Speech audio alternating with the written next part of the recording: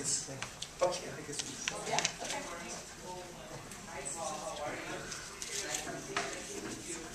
Good morning. Welcome to the 2010 CAMS Conference, Finding Our Way to Excellence. My name is Barbara, and I'm just going to be introducing Steve. Steve Lozano. Oh, actually, before I continue, let's do this. If you haven't signed in yet for ACVREP credit, please do the tables in the back. You're supposed to sign in at the beginning of the session and at the end of the session for credit. Okay. Steve Lozano is presenting on SATS, Spatial Auditory Training System. He's received his MA from California State University, Los Angeles, and has been an orientation and mobility specialist for 24 years with Los Angeles Unified School District. Steve has been a master teacher for the O&M training program at Cal State LA, and he is the developer of Pressure Point Sighted Guided Technique, which was a really fun presentation last night. I'm sorry if you weren't able to join us. We did some salsa dancing too. Welcome, Steve. Thank you. Thank you. I'm not going to use the mic because I have a loud voice, and people often tell me I have to be quiet, Steve, I can hear you. So, but if you have a problem, I will just tell me and I will speak up. But that's no problem. So, welcome to this presentation of spatial auditory training and the spatial auditory training system. I will be talking about geometric patterns and forms, intersections, street crossings, spatial relations, traffic patterns, and whatever else comes to my mind I think is pertinent to this discussion. Now, many years ago when I went through the mobility program, I was taught to build and construct and use tactile maps. And these tactile maps were to teach our student what the residential environment, how it's constructed, what it's about, how when they leave the campus, how they travel down the block, what a block is, the shape of a block. When you go to a street, you know, and they have to cross the street, shape of an intersection. So that's the way we were taught. And that's what I've been using. That's what I've been using for many years, up until, well, a few years back. Then I developed my own ideas, and I've been doing things different. So anyway, my first job with the LA Unified School District was with Francis Bland. It's an elementary school for the vision impaired and blind. It's in Hollywood. It's the only public school west of the Mississippi for the vision impaired and blind, and it might be only the one of 2 or 3 in the whole nation. So it's a very, very special, very, very unique place, and I'm very fortunate to be still connected with it. But anyway, so I was assigned to that school, and I had to, as they told me the program, I built a tactile map. And so this is a tactile map, and it's a pretty accurate description of the neighborhoods around Glen. Glen was right here. It's been devastated by earthquakes and fires and kids running their hands over it, but I'll have to repair it. But it's actually, for 24 years use, it's still holding up well. It's made out of, this is solid, I don't know, plywood, this is balsa wood. But it's still strong. So, and so this is the way I would use it. I have stick pins here. And then a student would, she can read it, and it's brailled. And it has cardinal directions on it. This would be west. This is, okay, west, and you know the rest of them. Okay, west, north. Okay, north. Okay. So anyway, so kid, reads it, down one block going west, cross the street, go the next one, they stop here. Okay, then you have them read it. Okay, they read it. They can read the street they're traveling on. Show them streets, T intersections, whole bunch. I don't know if you can see it, but you got some offset intersections here, there, directions. Okay, so I use this with my students, and for those that could read tactile maps, it worked well. For those that could read tactile maps. Now, as you all know, many of our students don't read tactile maps well, and some don't read them at all. So how are we going to teach them about these spatial relationships when we can't use this tool, aside from we have to take them out in the environment and we have to just walk them through it. And that's kind of basically what I've done for many years up until like for the past several years I've been doing something different. But we walk them through. So that's been our tool. That's what we use. But then, fortunately, I came up with this idea several years ago. Actually, I had it many, many years ago, but it just didn't go anywhere, and I just didn't see how it could be done. But fortunately, an event happened, and when this event happened, it was like, dang, now I can do it. Now I can do what I've been thinking about. So, I want to introduce to you the idea to use sound to teach those things I was telling you about. To teach street crossings, to teach, what else? Intersections, spatial relations, geometric patterns and forms, to teach traffic patterns. You can use sound. Tactile maps, or rather walking them through it, doesn't always work as well. But you can use sound. You can expand their knowledge into space. And so anyway, I'm going to show you some things that I've been doing with my kids, and some that I've been doing for a long time, and that's why I'm very encouraged about it, because I know it works. It works for me, and I know if it works for me, it can work for you. So anyway, I have some devices on the ground. Those of you that know me, please be quiet. But the other ones, do you have any idea what they are? You look at them and venture a guess.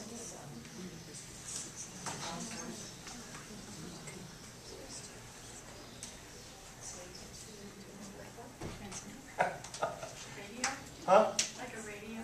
No. Okay. Well. Okay. It's a tough question. Okay. It's tricky. Don't pull it. Don't take it apart.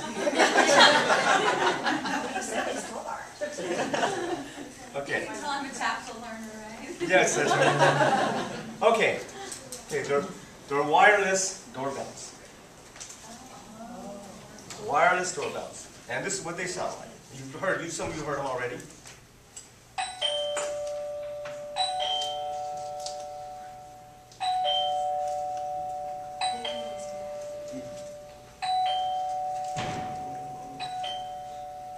Okay, wireless doorbells. Now, this is important. You have to be organized, because you're going to be using several of them. You got to set up a board.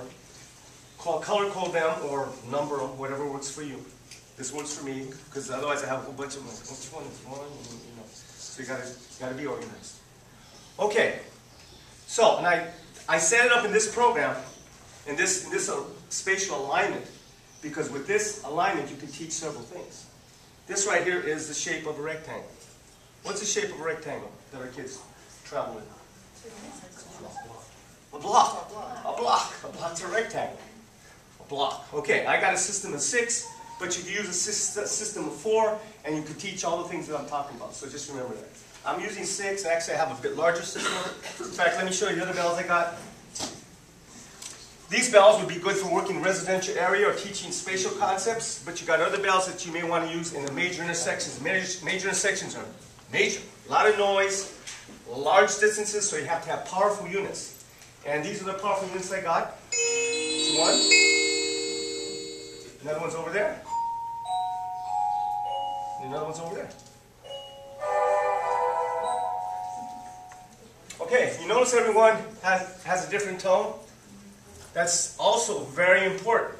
You can program into the sound system a different tone. That's very important because it's going to keep your student, depending on what you're teaching them, it's going to keep them organized. They're going to know what the heck you're talking about rather than da-da-da all over the place. But they're going to, this here, da-da-da-da, and da-da-da-da, they're going to, okay, this and that. So it's very important to give them different sound cues.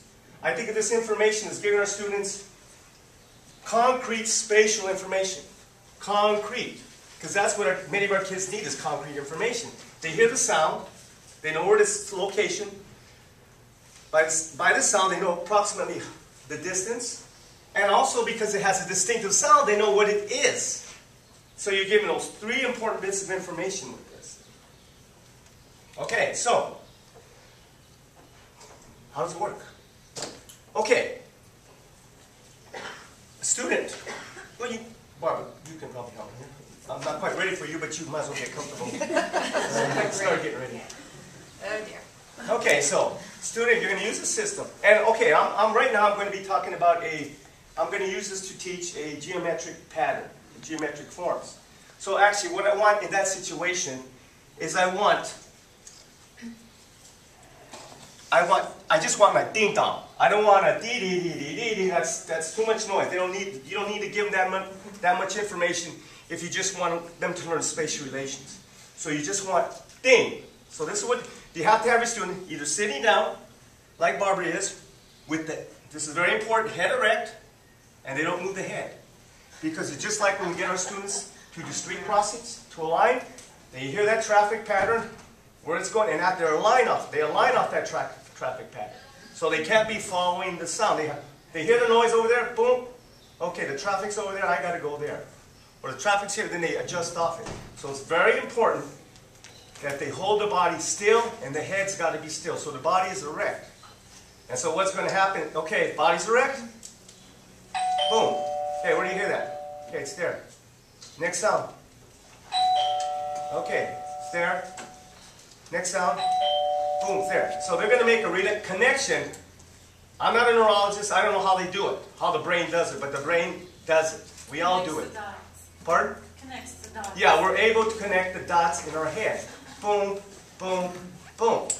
And then you can have your student, okay, where's the first dot? And the student should go, boom. Where's the next dot? And if he doesn't know, you show him. Boom. Where's the next dot? Boom. So they're connecting. Boom, boom, boom. They know that spatial relationship. And then you just go over to the other side. Boom, and you just carry on down. And then after you show them the relationship, then you say, okay, they might already work with tactile maps, so they know what it is in a tactile map. But spatially, they may know, they may not know, but you can ask them. I did this with a student the other day. But the kid is familiar with intersection. He already knows tactile maps. So I did a square. I said, ding, ding, ding. I said, what is that, Jet? Square. See, he knew the sound. Boom, boom, boom. He knew what a square is. So you can also teach them like triangles, rectangles. You could teach them whatever geometric form you want. Okay, this is important. Very important. Okay, well, go ahead. Let's show you. Go ahead, Barb. Close your eyes. Okay. Point to that sound. Way back there, okay. The next one. Yeah, right, good. Very good, very good, very good. And how about this one right here? See? She's able to connect the dots. So we all have that ability. If we have not normal hearing. Like I said, something is going on in the brain which allows us to, we hear things and we're able to find things. So anyway, but this is very important if you're going to teach geometric patterns or forms to a student. You give your student a good solid tone.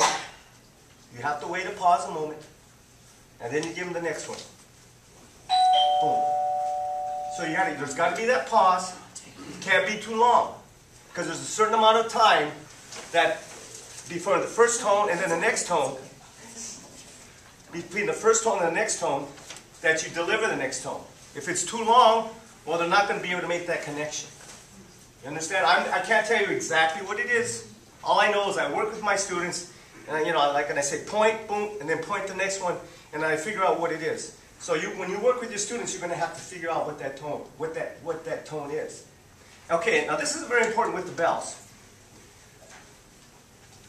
There are a lot of these things on the market, and I have the names of this company. I just got these this summer. So fortunately, I was kind of thinking about this and said, God, I really didn't like what I was working with. So I came across these bells. I went through a lot.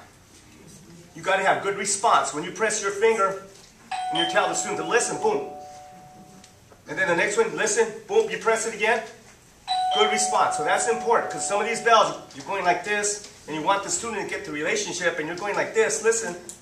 See, that timing thing is going to be very important. So you got to get bells with good response. That's very important. Okay, so anyway, so that's how you can teach.